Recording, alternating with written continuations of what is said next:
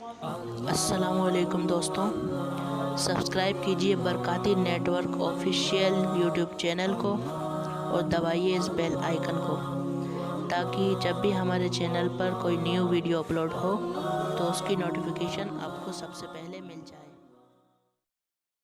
لوگ کہتے ہیں کہ الو آ گیا، اور جہاں الو ہوتا ہے وہاں اجاڑ ہوتا ہے۔ یہ بربادی کی علامت ہے۔ الو استعارہ بنا لیا بربادی کا، اور یہ ہمارا خود ساختہ ایک تصور ہے کہ جس جگہ پہ الو بولیں، الو بیٹھیں تو وہاں بربادی آ جاتی ہے۔ عجیب فلسفہ گھڑ لیا، الو کے بولنے سے بربادی کیسے آئے گی؟ اور اندر کا نفس الو بن گیا تو پھر بربادی آئے گی۔ اس کو دیکھو کہ وہ خراب تو نہیں ہو گیا۔ میں کہتا ہوں ایک گھر میں صبح کا آغاز سجدوں سے ہوتا ہے، پھر سورہ یاسین کی تلاوت کی جاتی ہے، سارا دن گھر کے اندر محبت، چاشنی اور پیار سے افراد خانہ کا وقت گزرتا ہے۔ کمائی کر کے لانے والا گھر کا کفیل رزق حلال لا کے اپنے بچوں کو کھلاتا ہے۔ نظر کی پاکیزگی اور خیالوں کی طہارت کا ساما ہوتا ہے۔ شام کو سورہ واقعہ پڑھی جاتی ہے، سونے سے قبل سورہ ملک کی تلاوت ہوتی ہے۔ دہلیز پہ آنے والے سائل کو جھڑکا نہیں جاتا، مہمان کی عزت کی جاتی ہے، تکریم دی جاتی ہے، گھر کو صاف ستھرا رکھا جاتا ہے، قرآن کی تلاوت کی مہک پھیلی ہوتی ہے گھر میں۔ گھر کے اندر درخت پر 100 الو بھی بیٹھ جائیں، اس گھر میں بربادی نہیں آئے گی۔ اور ایک گھر میں اللہ کے حکموں کو توڑا جاتا ہے، افراد خانہ ایک دوسرے کو گالم گلوچ کرتے ہیں، قرآن کبھی کھول کے کسی نے نہیں دیکھا، سجدے کی کسی کو توفیق نہیں ہوئی، تو گھر کے اندر جو مرضی رکھ لیں برکت نہیں ہوگی۔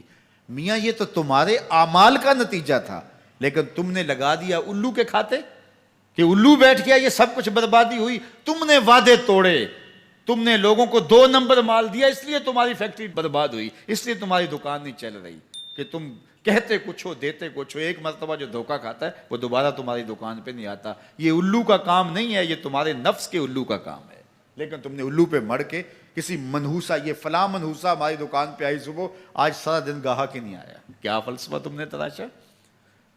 تو فرمایا ولا ہامہ، الو بھی کوئی چیز نہیں، ولا سفرا، اور نہ ہی سفر کا مہینہ کوئی چیز ہے کہ آپ سفر کے مہینے کے نام لگا کر کے کسی چیز کا انکار کر دیں۔ یہ اللہ کی طرف سے ہے جو تمہیں نصیب ہوتا ہے۔ وَإِن يَمْسَسْكَ اللَّهُ بِضُرٍّ فَلَا كَاشِفَ لَهُ إِلَّا هُوَ، اللہ تعالیٰ تمہیں کوئی نقصان پہنچانا چاہے تو کوئی اس نقصان کو دور نہیں کر سکتا سوائے اللہ کے، اور اگر اللہ تمہیں کوئی بھلائی دینا چاہے، تمہیں بہتری عطا کرنا چاہے، فَلَا رَادَّ لِفَضْلِهِ، اللہ کے فضل کو کوئی واپس بھی نہیں کر سکتا، لٹا بھی نہیں سکتا، اللہ کے فضل کو کوئی ٹال بھی نہیں سکتا۔ سارا زمانہ لگ جائے کسی شخص کو نقصان پہنچانے کے لیے، لیکن اللہ کی نصرت اسے نصیب ہو، کوئی بال بھی بیکا نہیں کر سکتا۔ سارا زمانہ کسی کو فائدہ دینے میں لگا رہے، لیکن اللہ نہ چاہے تو ایک ذرے کا فائدہ بھی نہیں پہنچا سکتے۔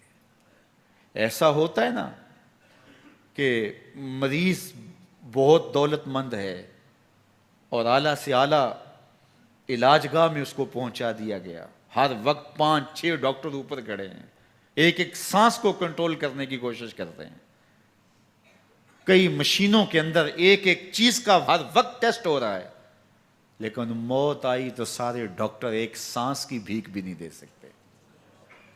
اور دوسرا بیمار پڑا ہے، ہاسپٹل والوں نے بھی جواب دے دیا، اس غریب کو کسی پرواہ نہیں کی ہے، اس کو باہر جھاڑے میں پھینک دیا، میرا مالک شفا دینا چاہے تو اسے عطا کر دے۔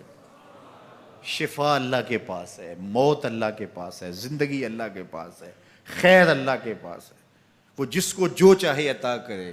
اپنے عقیدوں کو مضبوط کرو، اللہ پر توکل کرو، اللہ پر بھروسہ کرو، وہ چاہے تو ہوتا ہے، وہ نہ چاہے تو کچھ نہیں ہوتا، اس کے چاہنے سے ہے اور اس کے نہ چاہنے سے نہیں ہے۔